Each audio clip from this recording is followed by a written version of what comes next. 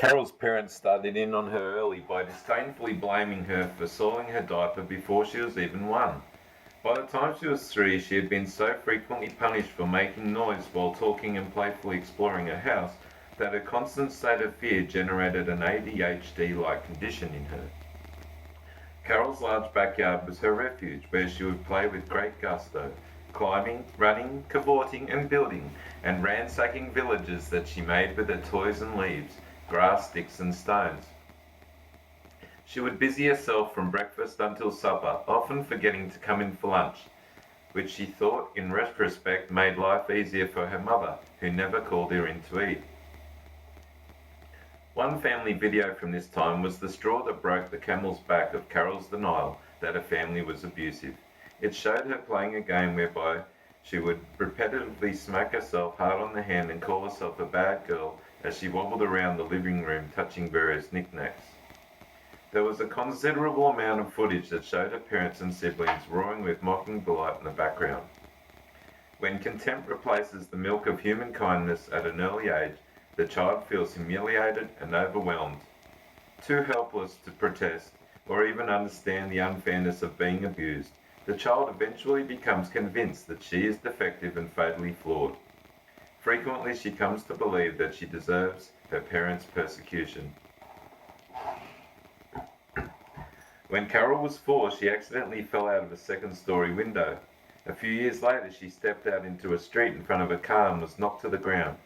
As an adult, she was convinced that both injuries contributed to her extremely painful early-onset scoliosis. She also believed that she was in so much pain that she was unconsciously trying to end her life. Fortunately for Carol, school eventually offered a glimmer of reprieve. A kindly third-grade teacher perceived her intelligence and praised her enough that she soon became an excellent student. Unfortunately, the terrible anxiety that she lived with 24/7 soon morphed into an obsessive-compulsive approach to schoolwork. This in turn later manifested into a life-spoiling perfectionism and workaholism. Carol's older brother Bob, the favourite and hero of her parents, was not moulded with fear and rejection like Carol. Bob, the recipient of the parents' narcissistic expectations, was shaped into a multidimensional achiever by the withdrawal of approval for less than perfect performances. He was then given tidbits of praise for outstanding accomplishments that would reflect positively on his parents. He was also enlisted to further scapegoat Carol, and as time went on, outdid his parents in tormenting her. I believe there is an epidemic of sibling abuse that afflicts many dysfunctional families. Siblings in such families can traumatize the victim's scapegoat as severely as the parents. In families with checked out, disinterested parents, they can in fact be the chief sources of trauma. This is especially true in our culture where emotional neglect of children is rampant and where parents are routinely advised to let kids, quote, work it out themselves, unquote. But how does a child who has half the strength of his older sibling work it out and stop him from tormenting her without the aid of a stronger ally? Bob himself did not escape the pathological influence of his parents. Scapegoating became a habit for him, and he developed a narcissist's sixth sense for identifying others whose families had victimized and used them as targets. Bob, hurting from his parents using him and holding him to perfectionist standards, grew up to become a full-fledged narcissist and control freak. He aggressively tried to mold his loved ones as he had been molded, and was working on whipping his fourth wife into shape at the time of Carol's therapy. Let us return to Carol. As an adolescent, her trauma was painfully reinforced by her surrounding community, who so admired her brother's accomplishments that they joined the family in pathologizing Carol as a bad seed. Unfortunately, things deteriorated further for Carol as an adult, even though she had seemingly escaped from the family. Carol remained symbolically enthralled to the family by getting ensnared with narcissistic people who were just as abusive and neglectful as her parents. This well-known psychological phenomenon, called repetition compulsion or reenactment, and trauma survivors are extremely susceptible to it. We will explore this extensively throughout the book. Our third child, Maude, who was born 2 years after Carol, By this time, her parents were worn out from the incessantly moulding of Bob and Carol. Having whipped Bob and Carol into hero and scapegoat shape, they had little use for Maude. They did not have enough energy or interest left to whip her into anything. Maude became the classic lost child and was left on her own to raise herself. Soon she discovered food and daydreaming as the sole sources of comfort. However, because Bob also enjoyed using her for target practice, she stayed in the room as much as possible. In retrospect, Carol also thought that Bob was molesting Maude. She hypothesized that these two factors contributed to the fact that Maude could not tolerate the various nurseries and preschools in which her mother tried to dump her. Over time, Maude numbed out into a low-grade dissociative depression and felt extremely anxious and avoidant whenever she was in a social situation.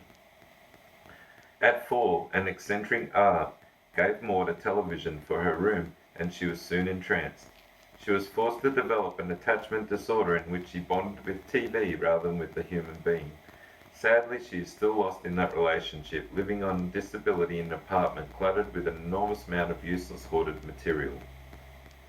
Subheading: Poor parenting creates pathological sibling rivalry.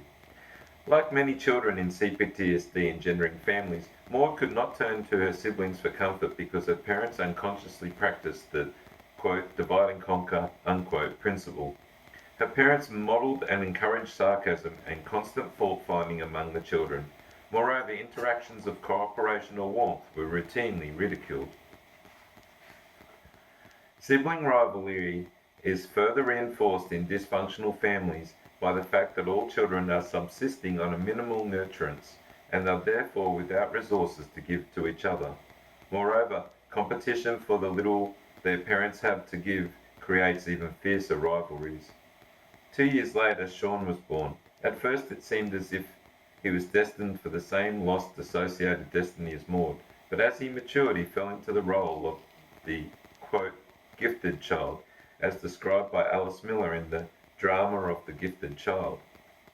Sean's inborn gift coming into this life was his compassion and his sense that if he studied his mother enough and figured out what she needed, he could provide for her needs. This would sometimes calm her down and make her less dangerous, bitter and sarcastic. Over the years, Sean honed this skill and could almost clairvoyantly anticipate her sore spots, moods and preferences.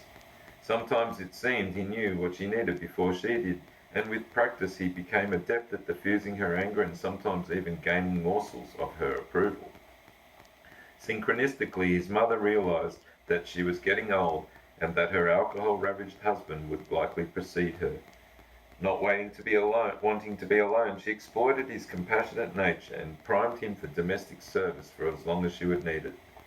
Sean remained living at home until his mother's death released him from emotional captivity at the age of 29. This was the codependent enslavement we will explore more in Chapter 7. A friend of Sean's who knew all the siblings as adults marveled that it seemed as if each had different parents. Finally, it is also important to note that the scapegoat role does not fall exclusively on the flight type as it did with Carol. It can be bestowed on any one of the 4 F types depending on the given family.